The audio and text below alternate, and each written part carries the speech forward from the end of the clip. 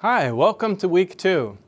This will be an interesting week where we begin to delve into how business strategy and organizations may leverage technology for competitive advantage.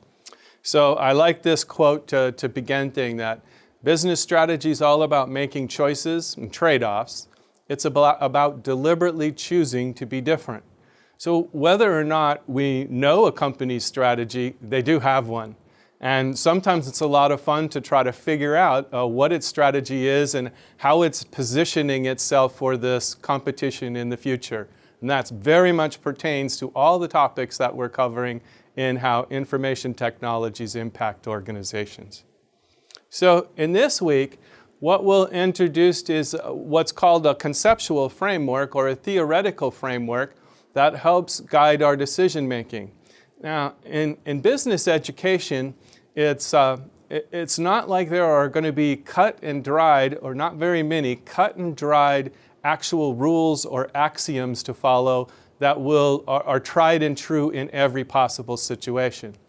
Instead, we have this incubator of ideas out there called industry, where we can look at the business organizations, examine how effective they are, see what they're doing, and in turn it becomes a big laboratory for us to make observations. And some of our business scholars have come up with actual amazing theories, conceptual theories and approaches and frameworks that we can use to evaluate these organizations and their industries and examine why some companies are doing better than other companies in a particular arena. So this theoretical framework idea that we use, and we'll present several of those throughout the course, it's a collection of interrelated concepts, and they may not be perfect, but it can guide our thinking and analysis of a situation. And elements of that theory will include constructs that will offer new vocabulary to you, teaching you new words to use. So for example, you're reading about Porter's model, threat of substitutes, and power of suppliers and power of buyers are constructs that you haven't heard before, but they fit into this framework developed by Michael Porter that helps us analyze industries. We'll use that framework because it provides a great lens into competitive advantage and analysis of competitive advantage within an industry, and then we can think about technologies and whether or not they can impact competitive advantage in those industries. So some key principles behind this are some of the following. First, competition is always a threat to industry profitability. That most companies have some threats out there. They're competing in an industry where other companies may, we know they want to eat their lunch. They want to get bigger profit margins, attract their customers. That's the nature of the competition. Excuse me.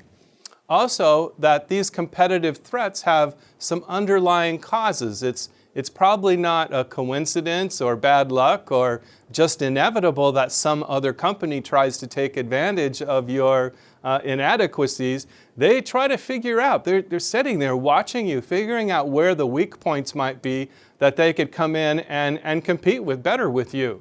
And there are forces then that shape these competitive threats that are existing in that industry. And all of the players in that industry are evaluating and watching those forces.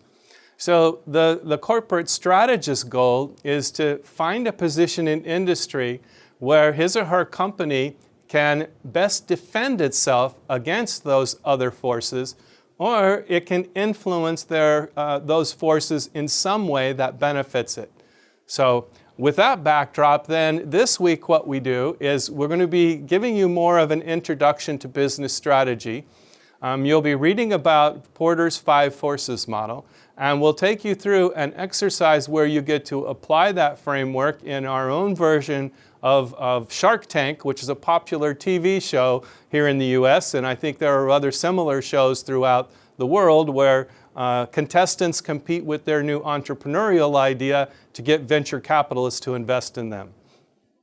We'll continue our look at artificial intelligence as a new emerging technology that companies will be picking up in our study using that particular technology as something to watch the lab and how it's playing out. And we'll look at confirmation and anchoring cognitive biases and their impact on your decision making as we continue our work with modeling in Excel. It's an exciting week. Look forward to seeing you in the next videos.